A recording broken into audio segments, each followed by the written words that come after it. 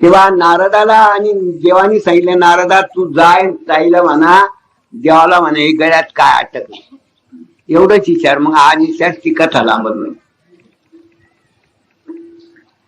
शंकर महाराज बोळा यांच्या गळ्यात रुंडमाळा, शंकर महाराज बोळा यांच्या गळ्यात रुंडमाळा.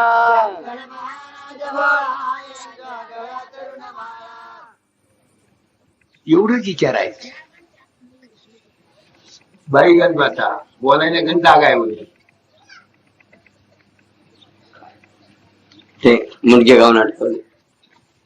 तेव्हा आले प्रेमामध्ये दोघ जण. तर पार्वती देवा ह्याशी एवढी मुलगी गळ्यात काऊन अटकले होती, तुम्ही लिहिला काय तुझी समजले की वरून खटपट बरं वाच्याकडे निघतात. तेव्हा स्नेही आद्यन कथिसन सर्व राहतो. पार्वतीच्या स्नेहामुळे देवाने कथन केले, नाही तर आपल्याला मिळतच ना हा बोल. मग देव मच्छीच्या पोटामध्ये जाऊन बसते. काय एवढं गोड असतं, तुम्ही इकडे बाबा येते तर तिकडे तोंड घेऊन पळायच्या. काय सांगावं काय तुम्हाला, कारण आवडच नाही. ती दुसऱ्याला ऐकू द्यायचं नाही म्हणून मच्छीच्या पोटात जाऊन बसले. काय करतात हे तेच शब्द आहेत. हे अमृतासारखे, पण तुम्हाला समजेल हे अमृत तरच काही. मग मच्छीच्या पोटात बसून ऐकलं. आदिनाथ गोर सकळ चितांचा, आदिनाथ गोर सकळ चितांचा,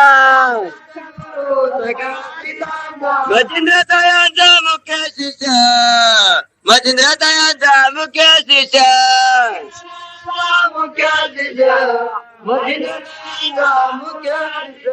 मच्छिंद्राने वध गोरक्षाशी केला, मच्छिंद्राने वध गोरक्षाशी केला, गोरक्षवरीला गैनी प्रती, गोरक्षवरीला गैनी प्रती,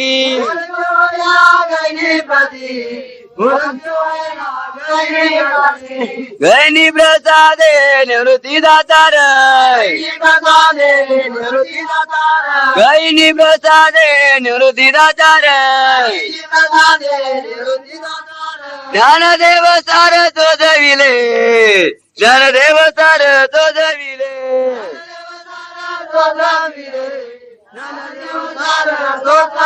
आता हा मच्छिंद्र गोरख गैनी निवृत्ती आणि ज्ञानेश्वर हे परंपरा आपल्याला हा बोध मिळाला आहे. तर याला कार्यभूत पार्वती आहे. आणि